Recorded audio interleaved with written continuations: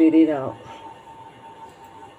गुरुर्ब्रह्मा गुरुर्विष्णु गुरुर्देव महेश्वरा, गुरु साक्षात् परब्रह्म तस्मै श्री गुरुवे नमः।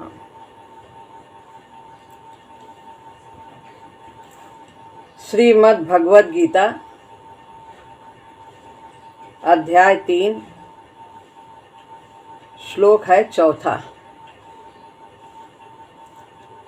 भगवान ने तीसरे श्लोक में 2 प्रकार की निष्ठाओं का वर्णन किया।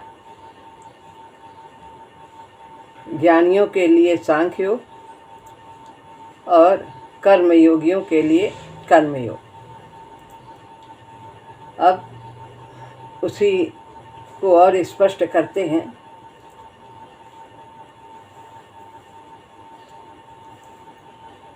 संन्यास की निष्ठा सहज सुगम निष्ठा नहीं है जो ज्ञान मार्ग की है।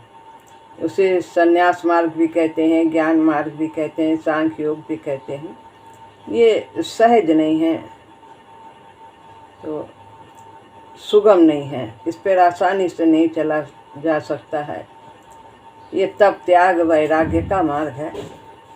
और जो कर्म योग है वो भक्ति का मार्ग है, प्रेम का मार्ग।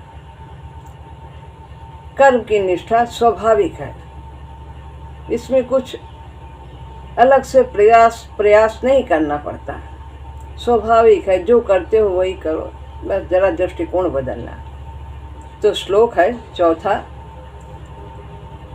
न कर्मणा मनारंभात नैष्कर्म्यं पुरुषोऽश्नुते, नाचा सन्न्यसनादेव सिद्धिं समधिगच्छति।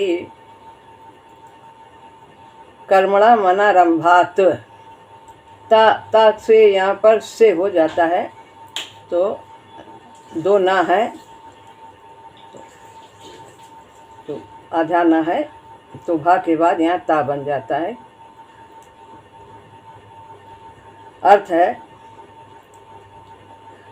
कर्म के आरंभ न करने से, न कर्मणा मनारंभात, तो कर्म के आरंभ न करने से मनुष्य पुरुषोष्णुते, यानी मनुष्य नैष्कर्म को, निष्काम भाव के कर्म को नहीं प्राप्त कर लेता। कि कर्म का आरंभ ही न करे, कर्म का त्याग कर दे और न संन्यास मात्र से सिद्धि को प्राप्त कर लेता है। तो ये जो बात का है, इसका तात्पर्य है कि कर्मों का आरंभ किया और बीच में कर्म को त्याग दिया और सन्यासी बन गए। सोच रहे कि हम नैष्कर्मी बन गए, तो ऐसे भी सन्यासी नहीं होता है। न ही कर्मों के आरंभ ना करने से और न ही कर्मों को बीच में छोड़ देने से व्यक्ति नैष्कर्मी नहीं बन सकता है। ऐसा भगवान कह रहे हैं इस श्लोक में। 5वां श्लोक बाद मिलेंगे, अभी केवल 4था ही लेते हैं। अर्जुन की गलत समझ को दूर करने का प्रयास करते हैं भगवान। कि अर्जुन जो समझ नहीं पाए थे, कह रहे थे मेरी बुद्धि को भ्रम में क्यों डालते हो, मेरी बुद्धि कह रही है कि युद्ध न करो और आप कहते हो कि बुद्धि श्रेष्ठ है कर्म से, तो फिर बुद्धि जो कह रही है उसको करना चाहिए, जो श्रेष्ठ है उसकी बात माननी चाहिए। तो यहाँ पर अर्जुन भ्रमित हो गए, भगवान की गूढ़ बात नहीं समझ पाए। कहते हैं ज्ञान को जो तू कर्म से बड़ा समझता है वो ऐसी बात नहीं है। यहाँ ज्ञान का, बुद्धि का तात्पर्य कुछ और है। मेरा कहने का कदापि यह तात्पर्य न था जो तुम समझे हो।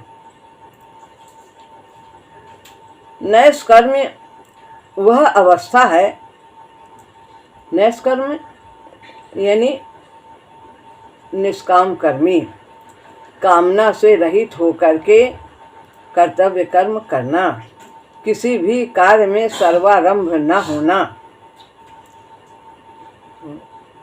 नैष्कर्मी वह अवस्था है जब व्यक्ति कर्म के बंधन से सदैव के लिए छूट चुका होता है, कामना से रहित होकर स्वाभाविक उसके कर्म होते रहते हैं।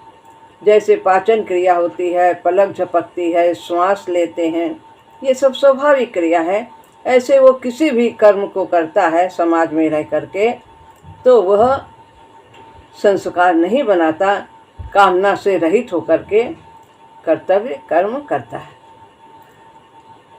तो नैष्कर्म वह अवस्था है जब व्यक्ति कर्म के बंधन से सदैव के लिए छूट चुका होता है, तो उसके शुभ और अशुभ कर्म उसे नहीं बांधते, उसके लिए विधि निषेध नहीं रह जाता है, क्या करना चाहिए क्या नहीं करना चाहिए, वो प्रभु का यंत्र है हो जाता है और जन कल्याण के भाव से उसके प्रत्येक कर्तव्य कर्म होते हैं।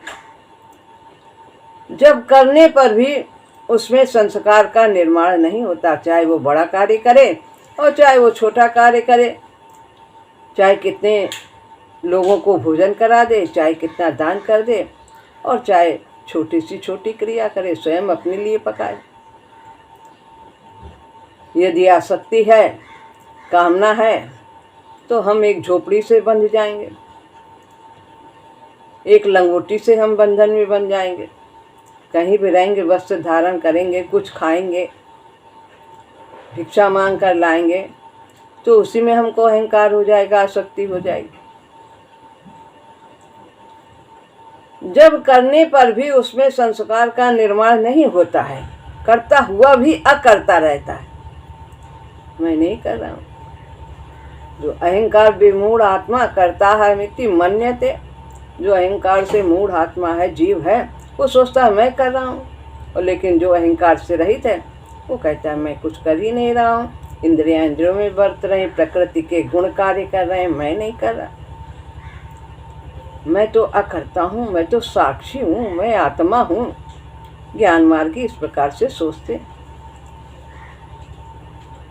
कर्तृत्व का नितांत अभाव हो जाने के कारण संस्कार का निर्माण नहीं होता। कर्तापने का, कर्तृत्व यानी कर्तापने का, करने का, उसमें भाव नहीं रहता है, इसी कारण संस्कार नहीं बनता। जब हम कर्ता बनेंगे तो हम भोक्ता भी बनेंगे, जब कर्ता नहीं तो भोक्ता नहीं, करने वाले बनेंगे। मैंने किया तो मैंने जब किया है तो किसी के साथ किया है, तो उसे लेने के लिए हमें कहाँ किया है, हमने स्थूल लोक में किया, स्थूल लोक में आना ही पड़ेगा। हम स्वयं इस प्रकार के कार्य करते हैं, संस्कार बनाते हैं आवागमन का। यह अवस्था तो सिद्धा अवस्था है कि जिसमें कर्तृत्व का भान न हो। कर्म के बाह्य त्याग से जो है बाह्य त्याग, हम अग्नि नहीं छुएंगे, हम पैसा नहीं छुएंगे, घर छोड़ के चले जाएंगे, परिवार में नहीं रहेंगे, आदि आदि सभी कर्मों का हम स्वरूप से देखने में जो लगता है कि ये कार्य हो रहा है, वो हम सब त्याग कर देते हैं। बाह्य त्याग, अंदर से पकड़े हैं, मन से पकड़े हैं। जंगल भी चले गए, आश्रम भी चले गए, तो वहाँ भी सोचते होंगे कि अरे इतना सब छोड़ के तो चले आए, इतना एक एक पैसा जुटाया, सब किया, और सब वो सब बर्बाद कर रहे होंगे, लड़के नाती पोता सब उड़ा रहे होंगे, वहाँ भी चिंतन चल रहा है। तो जैसे कि एक महात्मा जी थे, उन्होंने वे अपने बहुत शिष्यों को लेकर के थोड़ा पहाड़ी पर गए ऊंचे पे, तो वहाँ पे ध्यान किया, और फिर जब ध्यान कर लिया सब लोगों ने, तो पूछा कि भाई तुम्हें कैसा लगा, तुम्हें कैसा लगा, क्या अनुभव किया, सबका पूछा। तो एक जो था उसमें से नया आया था, कुछ समय करते हो गया था ध्यान, तो फिर महात्मा जी ने जब पूछा तो उसने सच सच बता दिया कि गुरुजी हम तो बस यहाँ पर यही सोच रहे थे कि इतनी बढ़िया बढ़िया घास है, हरी हरी घास है, और हमारे पड़िया होते तो वो खूब इसमें चरती और खूब उसका पेट भर जाता। तो वहाँ भी भैंस के बच्चे को ले आए थे, बढ़िया को उसके लिए सोच रहे थे कि वो होती तो घास, वहाँ भी नाती पोता बच्चे, वहाँ भी पैसा रुपया सब याद आएगा अगर अंदर आ सकती है, नहीं तो कहीं भी रहेंगे, सब कुछ भरे पूरे में रहेंगे, आसक्ति नहीं तो बंधन नहीं। स्वरूप से कर्म छोड़ देने से यह अवस्था प्राप्त नहीं हो जाती कि हमने कर्म का त्याग कर दिया है, अब हमने सब कुछ छोड़ दिया है तो हम बंधन से रहित हो गए, सिद्धावस्था को प्राप्त कर ली। अंदर क्या चिंतन चल रहा, मुख्य बात यह है। कर्म दो प्रकार के होते हैं, वो जिन पर पहला है वो जिन पर हमारी जागृत चेतना का पूरा अधिकार है, हम चाहे करें चाहे ना करें, चाहे हम वहाँ जाएं चाहे ना जाएं, हम बोलें या ना बोलें, हम खाएं या ना खाएं, हम किसी की सेवा करें या ना करें, इस पर हमारा अधिकार है। लेकिन कुछ जो दूसरे कर्म हैं उन पर हमारा अधिकार नहीं होता, वे फिर भी होते रहते हैं, हम नहीं चाहते, हम जानते भी नहीं हो रहे हैं कि नहीं, और वो कर्म होते रहते हैं। दूसरा वह कर्म जिन पर हमारा अधिकार नहीं है, क्या है वे कर्म? हम ना चाहें तो भी वो चालू रहते हैं, श्वास ले रहे हैं, नहीं चाहते कैसे, तो वो तो होगा ही। श्वास की क्रिया, हमारी हृदय की गति चलती रहती है, धक धक होती है, धड़कन होती है, पाचन क्रिया होती है, और भीतर मानसिक हलचल भी होती है। मन में कितने संकल्प विकल्प उठते रहते हैं, जरा देर में यहाँ है और जरा देर में कहाँ अमेरिका पहुंच जाए, और कौन से पिछले कितने समय की बात याद कर ले, उसने क्या किया था हमारे साथ, हमने क्या किया था। तो ये सब न चाहते हुए भी सब होता रहता है। तो कर्म वो भी है, कर्म ये भी है, जो हम चाहें तो हो, ना चाहें तो ना हो, और एक वो है कि हम अगर नहीं भी चाहते तो भी वे होते रहते हैं। प्रायः सामान्य व्यक्ति की मनोगतियाँ उसके अधिकार में नहीं होती, और ना ही विचार और भाव। सामान्य लोग जो साधक नहीं हैं उनके मन में तो खूब संकल्प विकल्प आते रहते हैं, अनेक प्रकार के भावनाएं आती हैं, विचार आते हैं, सब आते जाते रहते हैं, तो उनके अधिकार में नहीं होते। वो सोचे कि हम ना सोचे, ऐसा ना करें, नहीं, वो चलता ही रहता है, फिर थोड़ी देर रुकते फिर वही हो जाता है, संस्कार पड़े अंदर। कर्म तो बहुत सूक्ष्म होता है, सूक्ष्म भी होता है, स्थूल भी होता है। स्थूल जो दिखाई दे रहा है, और सूक्ष्म जो हम मन में कर रहे हैं, बुद्धि में विचार कर रहे हैं, संकल्प विकल्प है। बाह्य कर्म के न होने पर भी भीतर कर्म अनचाहे और अनजाने होता ही रहता है। तो हम जानते भी नहीं कौन सी कामना कहाँ बस गई है, कौन सी इच्छा थी। तो अनचाहे, ना चाहते हुए भी, चाहते नहीं है कि ये वियोग आया है, ये घटना घटी है और हम दुखी ना हों, उसने हमें ऐसा कहा है, हम दुखी ना हो, नहीं चाहते, फिर भी दिमाग तो कह रहा लेकिन दिल नहीं मानता, होता रहता है। इन दूसरे प्रकार के कर्मों का तो स्वरूप से त्याग असंभव है। जो विचार आ रहे हैं, भाव आ रहे हैं, संकल्प विकल्प आ रहे हैं, बाहर से तो हम रोक दिया कि हम उसको ऐसा नहीं कहेंगे, भाई चुप हो जाए, क्या बात है, सहन कर लें, लेकिन अंदर जो है मथानी चलती रहती है, ऊपर से चुप हो गया, मन दुखी होता रहता है। तो यह इन दूसरे प्रकार के कर्मों का तो स्वरूप से त्याग असंभव है। सोचना विचारना संकल्प विकल्प चलते ही रहते हैं। दूसरा, चेष्टा करके कर्म को रोकना भी कर्म होता है, ये भी एक क्रिया है।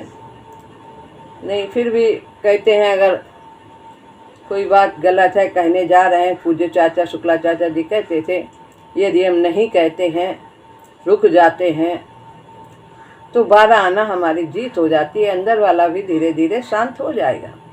तो पहले तो हमें बाहर से भी ये करना ही होता है, चाहे ज्ञान के मार्ग में हो चाहे भक्ति के मार्ग में हो।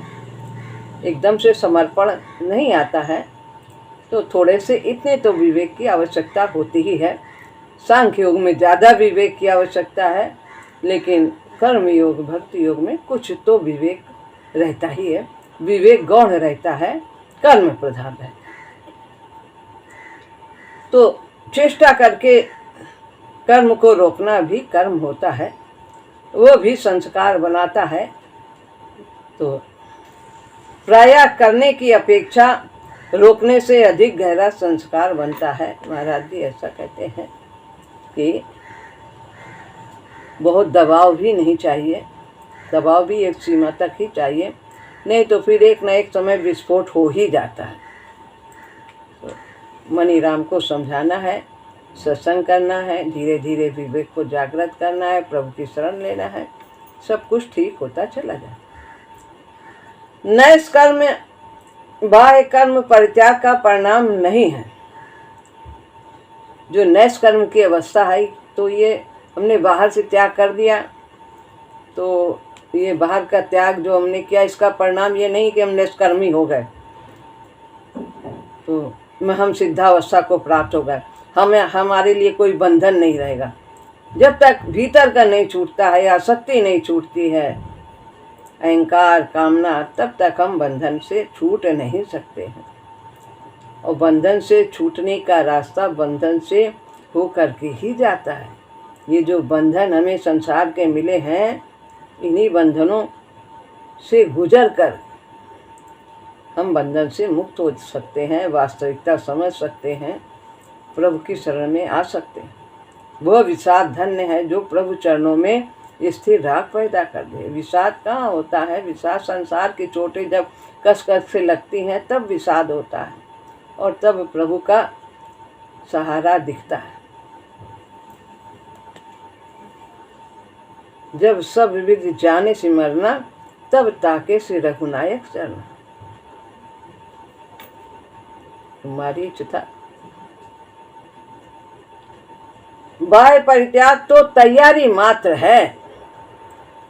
बाहर का त्याग तैयारी है कि हम साधन पथ पर बढ़ने के लिए अग्रसर हो रहे हैं। तो धीरे धीरे कह रहे हैं कि ये बाह्य त्याग तो तैयारी मात्र है। खेत को तैयार करने का परिणाम पौधा नहीं हो जाता है जब तक उसमें बीज नहीं बोते। खेत जोत करके सब कुछ कर तैयार किया जाए तो उससे पौधा नहीं उगाएगा जब तक बीज नहीं डाले। वो तो बीज से पैदा होता है।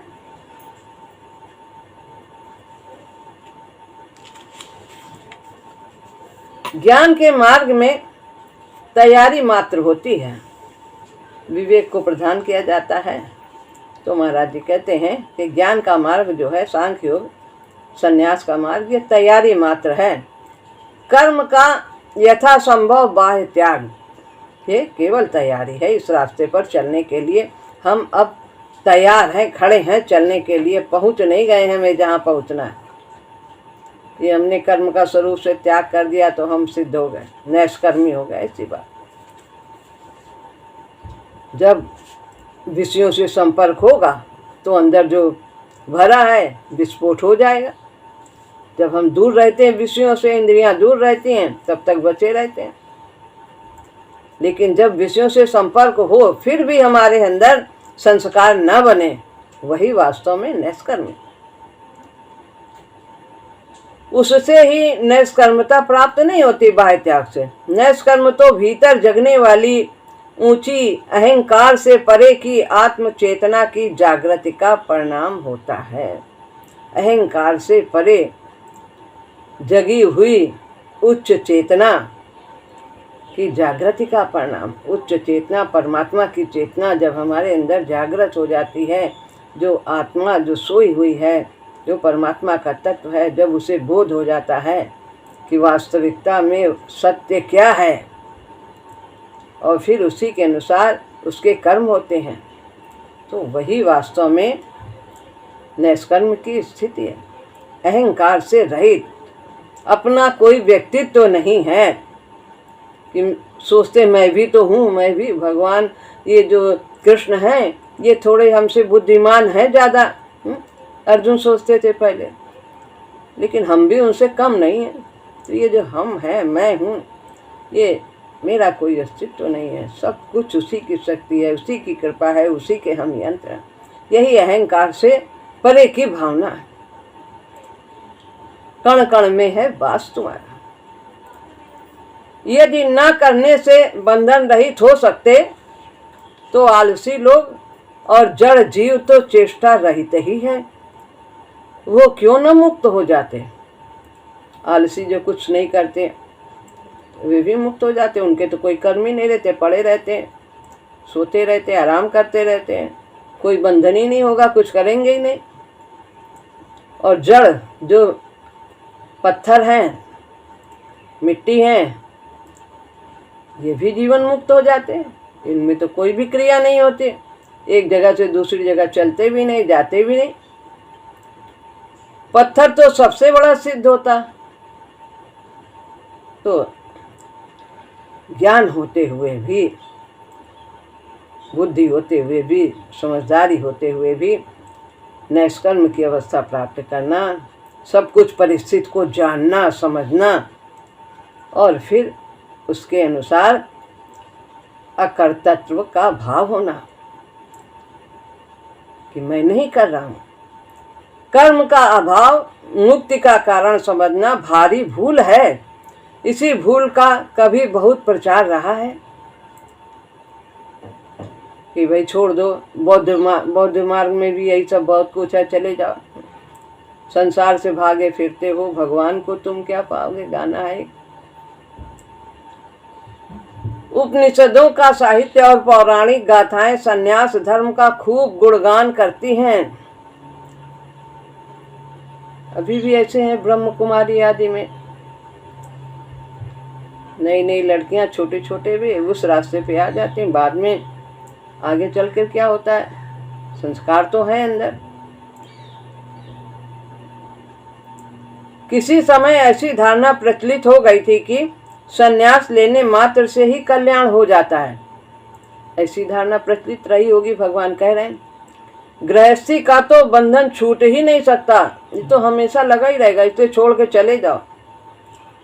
अतः मरने से पूर्व शिखा सूत्र के परित्याग के उदाहरण मिलते हैं। सब छोड़ छाड़ के जंगल में चले गए। छुरिकोपनिषद इस साहित्य का बहुत अच्छा परिचय है, इसमें शायद सब वर्णन है इस सब चीज़ों का। शिखा सूत्र का परित्याग और उसके साथ ही गृहस्थी के लिए विहित कर्मों का परित्याग मात्र व्यक्ति को मुक्त नहीं कर सकता है। दंडी स्वामी हो गए, अग्नि का त्याग कर दिया, तो ये सब कहते हैं इसके त्याग मात्र से कि हम आग नहीं जलाएंगे, मांग के ही खाएंगे, जंगल में रहेंगे, शिखा सूत्र ये सब। तो विहित कर्म का परित्याग जो शास्त्रों में लिखे हैं हमारे लिए, ब्राह्मण क्षत्रिय वैश्य शूद्र सबके कर्म, उसमें निहित कर्म अलग अलग भी दिए हैं। वैसे तो सबके लिए सब कुछ सबको परिहित करना चाहिए, सब एक साथ भी दिया हुआ है, तो वो विहित कर्म हो जाते हैं कि मनुष्य मात्र के क्या कर्म है। लेकिन जो वर्ण के अनुसार उन्होंने भगवान ने गीता में लिखे हैं, ये सब हमारे निहित कर्म है। उनका हम परित्याग करके अपने आश्रम के अनुसार, वर्ण के अनुसार उन कर्मों का परित्याग करके हम सोचे हम सिद्ध हो गए, हम नैष्कर्मी हो गए, तो ऐसी व्यक्ति इस अवस्था को नहीं प्राप्त कर सकता। कहते हैं आश्रम के परिवर्तन से आश्रमी का रूपांतर नहीं हो जाता। आश्रम छोड़ दिया, गृहस्थ आश्रम छोड़ के सन्यास में चले गए, सब कुछ पत्नी छोड़ दिया, बच्चे छोड़ दिए, चले गए। तुलसीदास जी ने कहा कि हमें सन्यास दे दो, तो उनके गुरुजी ने कहा नहीं, अभी तुम्हारे अंदर संस्कार हैं, अभी तुम गृहस्थ आश्रम में जाओ। देख लिया, और वो फिर देखिए कैसे स्त्री के लिए कहाँ से कहाँ पहुँच गए। नदी पार कर गए मुर्दे के सहारे, रस्सी को सांप समझ लिया, छत पे चले गए सब। तो संस्कार थे, गुरु जानते हैं, तो उनको एक रास्ता दिया गया गृहस्थ आश्रम।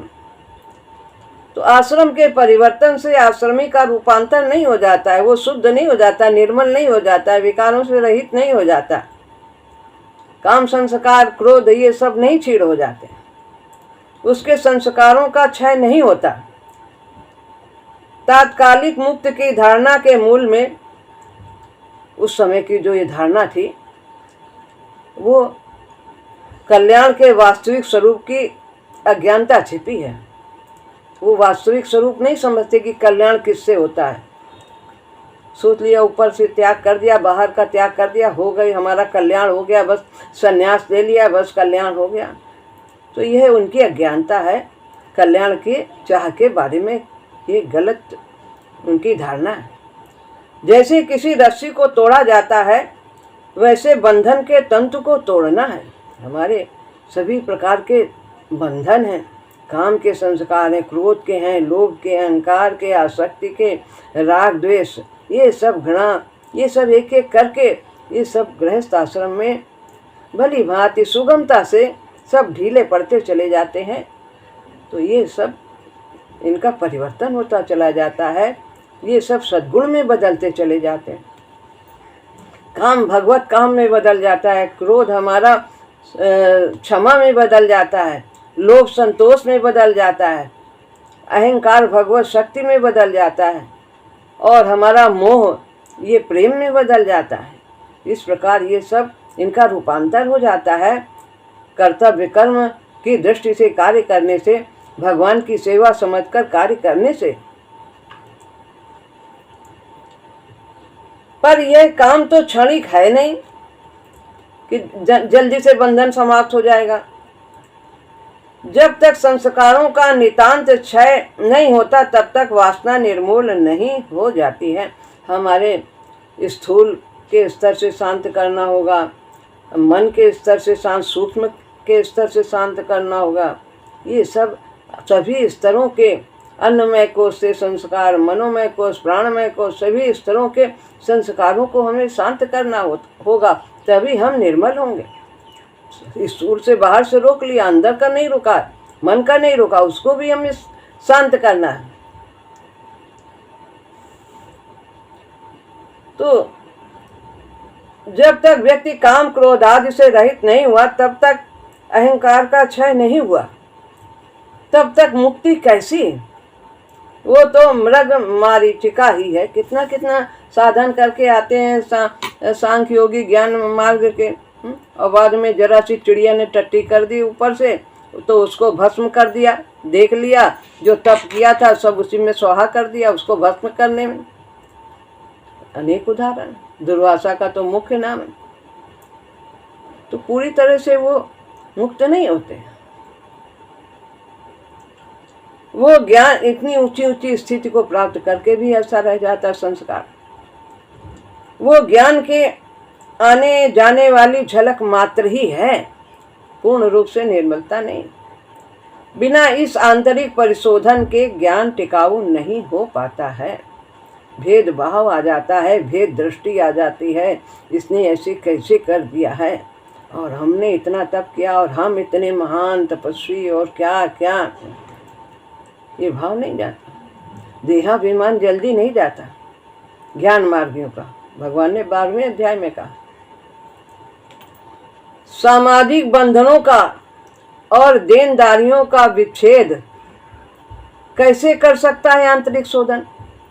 यदि हमारी जो इस सामाजिक बंधन, हमें जो रिश्ते नाते सब मिले, परिवार मिला है, और इनके प्रति हमारी जो देनदारियां हैं, हमने कभी किसी से लिया है, किसी को कुछ दिया है, तो वो सब यहाँ स्थूल जगत में आकर के हमें उन्हें पूरा करना होता है।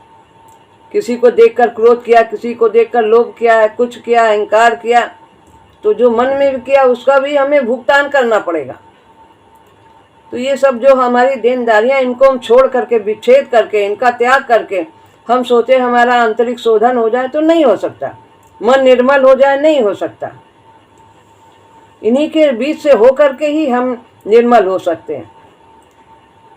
आसक्ति बाहर तो नहीं रहती, वो तो हमारे हृदय में, हमारी बुद्धि में निवास करती है।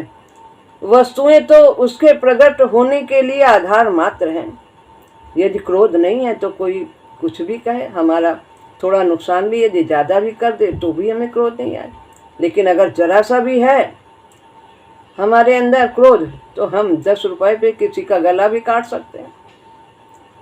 हमारा गिर गया, नुकसान हो गया तो हम कह भी सकते हैं भैया जिसने लिया है उसका तो ऐसा हो जाए कैसा हो जाए। तो तरह हमारी भावना है, हमारी बुद्धि में है ये सब भाव।